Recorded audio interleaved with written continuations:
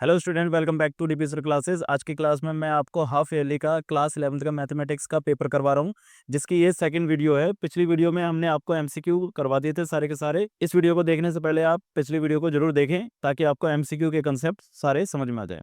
तो चलिए स्टार्ट करते हैं आज की क्लास को क्वेश्चन नंबर 21 के साथ।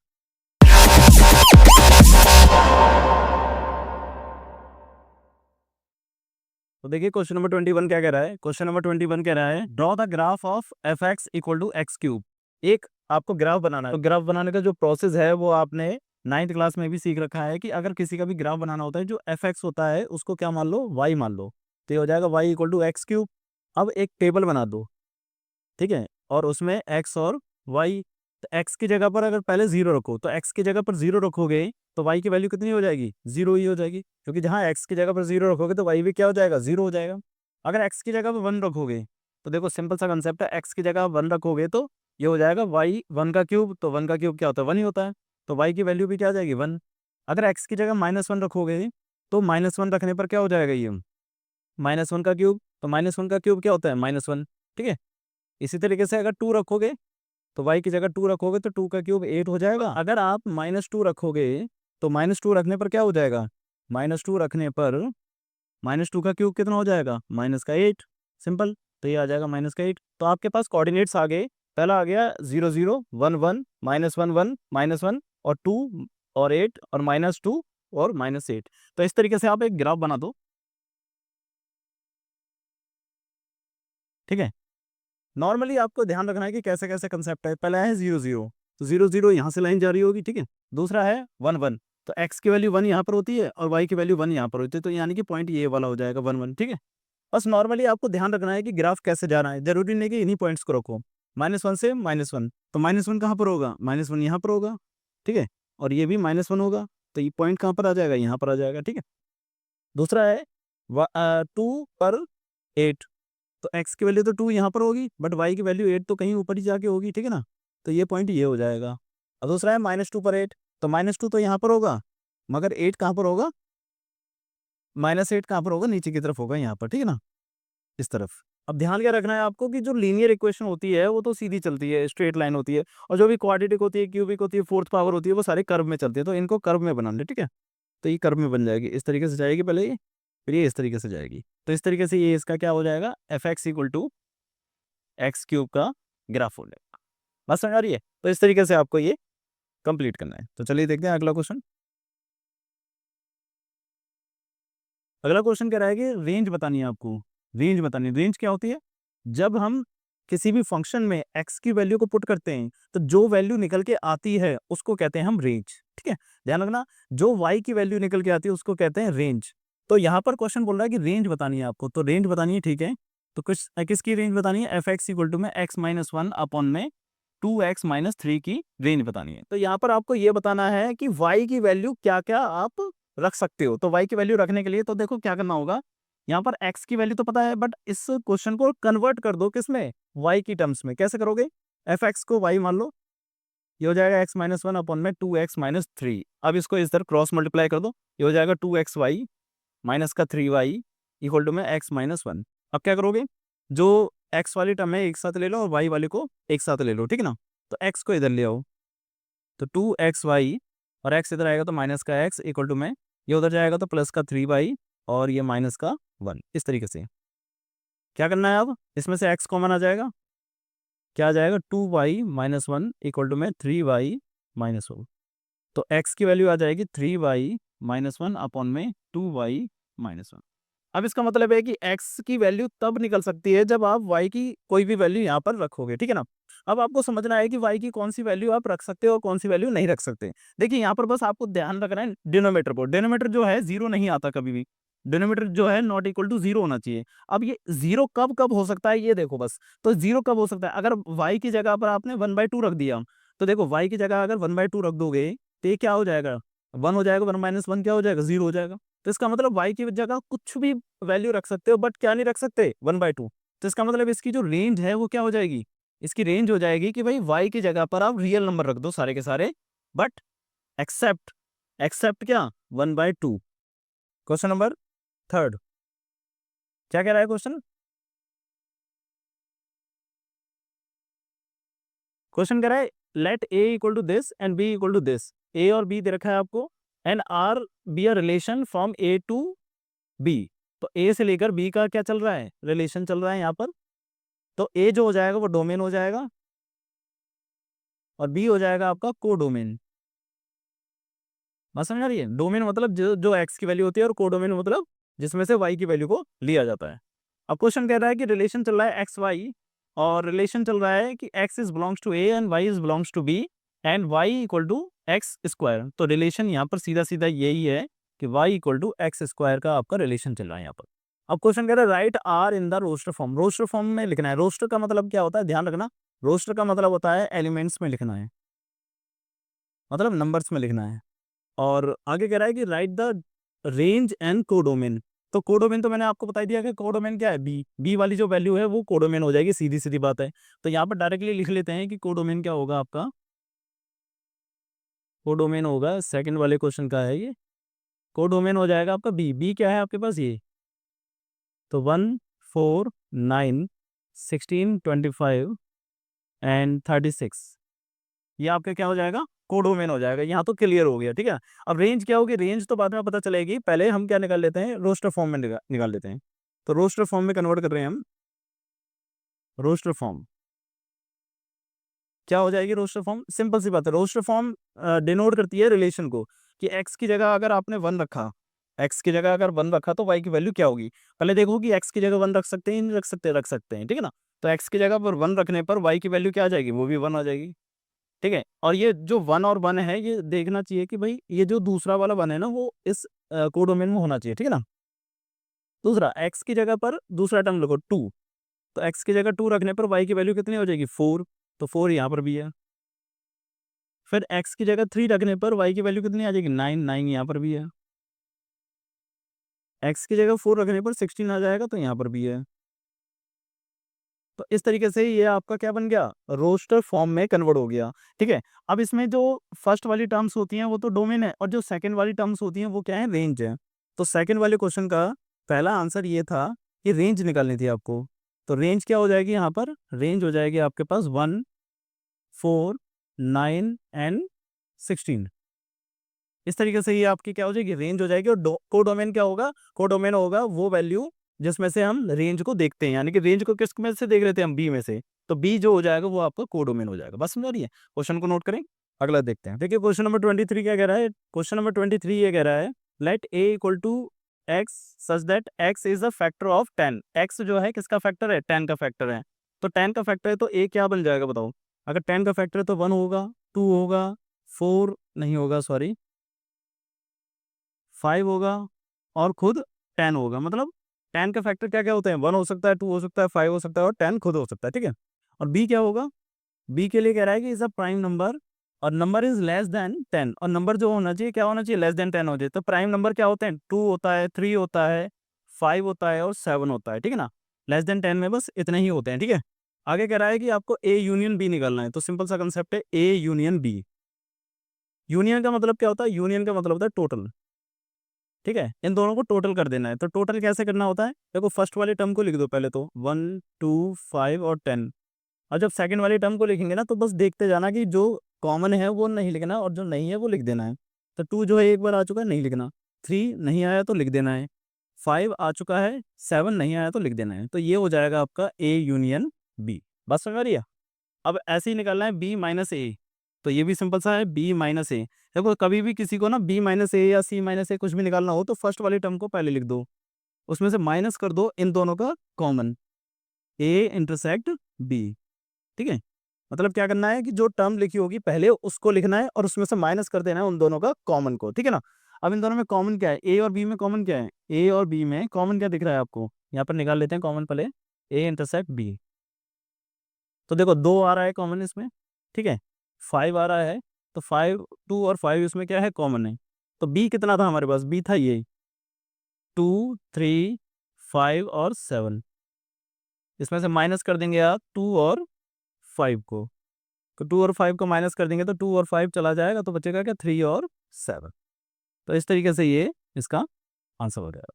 बस समझ आ रही है, सिंपल सा क्वेश्चन था, ज़्यादा कुछ इसमें नहीं था। नेक्स्ट क्वेश्चन देखते हैं, क्वेश्चन नंबर 24। क्या कह रहा है क्वेश्चन?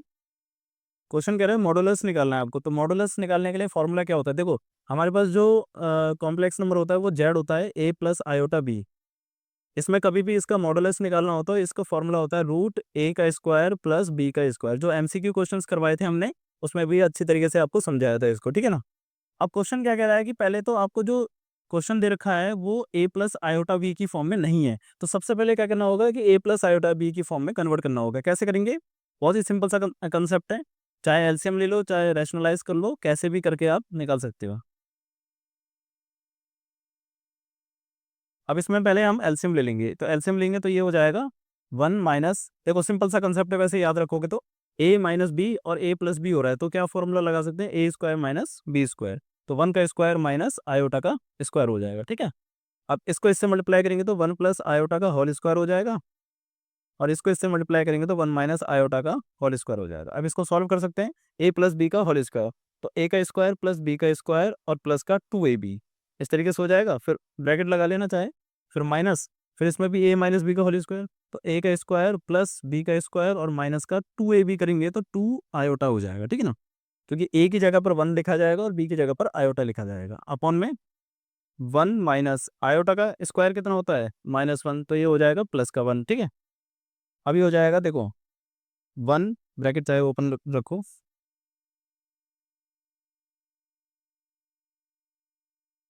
ये हो जाएगा 1 और आयोटा का स्क्वायर हो जाएगा माइनस का 1 और प्लस का 2 आयोटा, माइनस माइनस को इससे मल्टीप्लाई करेंगे तो -1 और इसमें भी स्क्वायर होगा, तो इसको इससे इस करेंगे तो देखो आयोटा का स्क्वायर माइनस का हो जाएगा और ये माइनस का है, तो ये हो जाएगा प्लस का 1 और minus minus plus 2 iota upon में 2, इस तरीके से। और देखो क्या क्या कट रहा है, पहले तो ये दोनों आपस में कट जाएंगे और ये दोनों आपस में कट जाएंगे, तो क्या बचेगा? 2 आयोटा और 2 आयोटा, तो ये हो जाएगा 4 आयोटा अपॉन में 2, यानी कि 2 आयोटा, ठीक है। तो ये आपकी आ गई ए प्लस आयोटा बी की फॉर्म, यानी कि जेड जो है आपका क्या आ गया? 0 प्लस 2 आयोटा, जिसमें ए क्या हो गया आपका 0 और बी क्या हो गया आपका 2। अब इसमें आपको मॉडुलस निकालना है इसका, तो मॉडुलस का फॉर्मूला होता है A square plus B square under root, A क्या है 0 प्लस बी क्या है 2 का स्क्वायर, तो ये कितना हो गया? 4 का रूट, तो 4 का रूट कितना होता है? 2 होता है।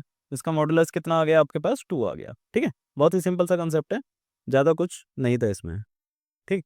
अगला देखते हैं क्वेश्चन नंबर 25। क्वेश्चन नंबर 25 भी सिंपल सा है, ए दे रखा है आपको और बी दे रखा है, तो ए क्रॉस बी और बी क्रॉस ए निकालना है। बहुत ही सिंपल सा कंसेप्ट होता है। तो ए दे रखा है आपको 1 3 5 और बी दे रखा है आपको 2 3। अब ए क्रॉस बी निकालने के लिए बोल रहा है, तो ए क्रॉस बी तो सिंपल सा हो जाएगा कि 1, देखो इन सभी टर्म्स को इन दोनों से मल्टीप्लाई करना है। तो 1 को मल्टीप्लाई का मतलब क्या है? बस लिखना है, ठीक है ना। मल्टीप्लाई नहीं करना, बस लिखना है।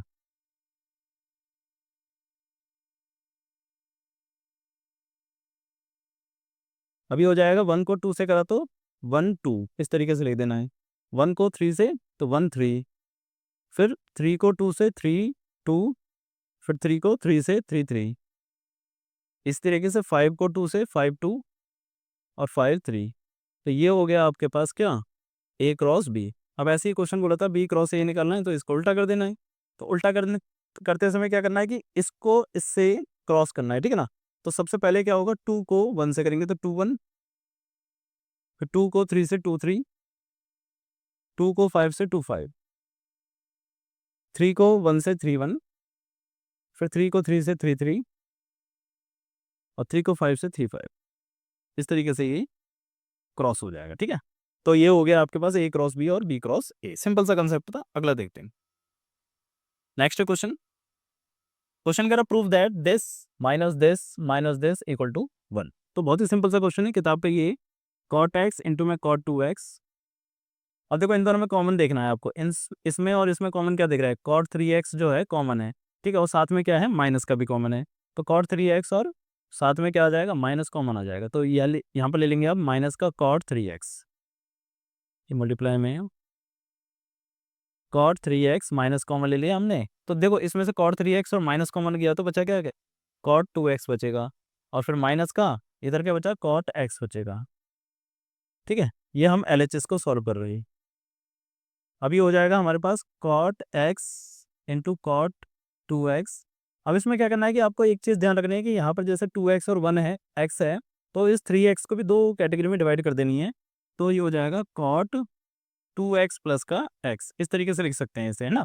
3x को क्या लिख सकते हैं, cot 2x प्लस x, और इधर फिर फॉर्मूला लगेगा एक हमारा, तो ये हो जाएगा cot x। ठीक है, अब यहाँ पर जो फॉर्मूला लग रहा है वो लग रहा है हमारा cot x प्लस y का, जो कि होता है हमारा cot x माइनस 1 अपॉन में cot y plus cot x।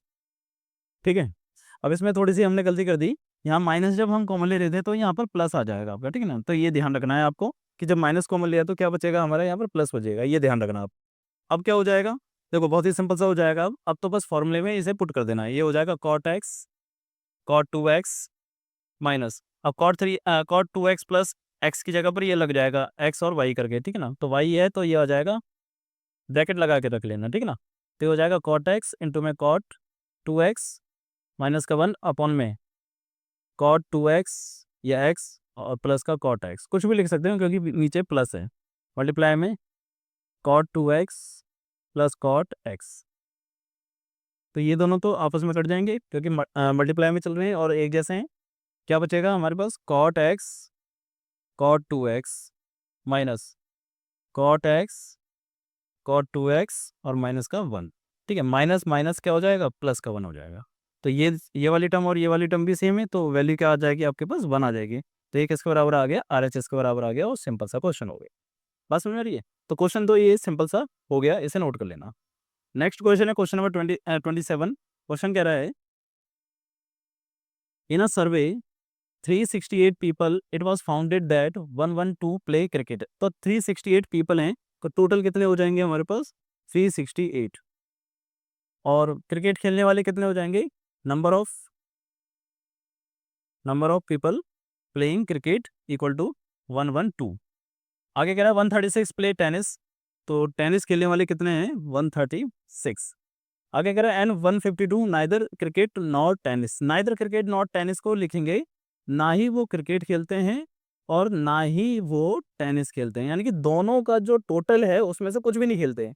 तो दोनों का टोटल करके डैश कर दोगे। अब ध्यान क्या रखना है कि जब आप यूनियन का डैश करते हो तो उसको लिखते हैं total minus number of union, total minus number of union, यानी कि टोटल में से नंबर ऑफ यूनियन को माइनस कर दोगे तो वो उसको कहते हैं डैश। ठीक है ना, याद होगा आपको कि ए डैश को क्या लिखते हैं हम, यूनियन में से ए को माइनस करके, ठीक है ना। तो ऐसे लिख दिया हमने, यूनियन का मतलब टोटल हो गया, है ना। यूनिवर्सल का मतलब, सॉरी वहाँ यूनियन नहीं था, यूनिवर्सल था। यूनिवर्सल का मतलब टोटल हो गया, टोटल में से यूनियन को घटा देंगे तो जो आएगा आपका वो यूनियन का डैश आएगा, ठीक है ना। अब टोटल कितना है आपके पास, टोटल है 368 minus N, number of union कितना है आपके पास, यूनियन तो नहीं है, यूनियन निकालना पड़ेगा। अच्छा वैसे क्वेश्चन क्या कह रहा है, how many play both cricket as well as tennis. तो बोथ जब भी बोलेगा तो इसका मतलब आपको क्या निकालना है, इंटरसेक्ट निकालना है। तो इन दोनों का क्या निकालना है आपको, इंटरसेक्ट निकालना है, ध्यान रखना। फाइंड क्या करना है आपको, ए नहीं, क्रिकेट, क्रिकेट इंटरसेक्ट टेनिस, ये आपको फाइंड करना है। अच्छा इसकी जो वैल्यू है वो किसके बराबर दे रखी थी आपको, 152 के बराबर दे रखी थी, ठीक है ना। तो यहाँ से तो यूनियन निकल जाएगा आपका, तो number of C union T equal to में 152, ये उधर चला जाएगा या ये उधर चला जाएगा, ये इधर आ जाएगा। तो 168 माइनस का 152 इक्वल टू में number of C union T.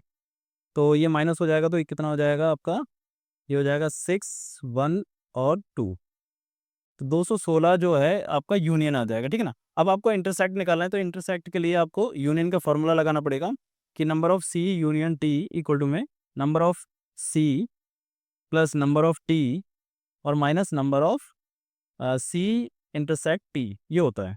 तो यूनियन का फॉर्मूला, यूनियन का आंसर आपके पास है कि 216 है।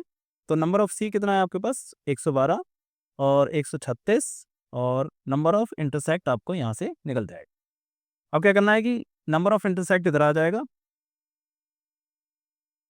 इक्वल टू, ये दोनों प्लस हो जाएंगे तो कितना हो जाएगा आपका, 248 माइनस 216, अब इसमें से माइनस कर देंगे इसको, तो number of C intersect T आ जाएगा आपके पास कितना, 32। तो इस तरीके से आपका इंटरसेक्ट आ जाएगा कि इंटरसेक्ट की वैल्यू कितनी आ जाएगी आपकी, 32 आ जाएगी। तो इस तरीके से हमने ना जो सेक्शन बी था और सेक्शन सी था उसके इंपॉर्टेंट क्वेश्चन कर लिए हैं, और ये इंपॉर्टेंट क्वेश्चन है, पेपर में आएंगे तो दिक्कत दे सकते हैं, और आप अगर इनको करके जाओगे तो आपके मार्क्स अच्छे आ सकते हैं, ठीक है ना। तो अगर आपको क्वेश्चन समझ में आए हो तो वीडियो को लाइक जरूर करें और चैनल को सब्सक्राइब करें और कमेंट जरूर करें कि आपको समझ में आया है या नहीं आया। तो चलिए मिलते हैं अगली क्लास में नई वीडियो के साथ।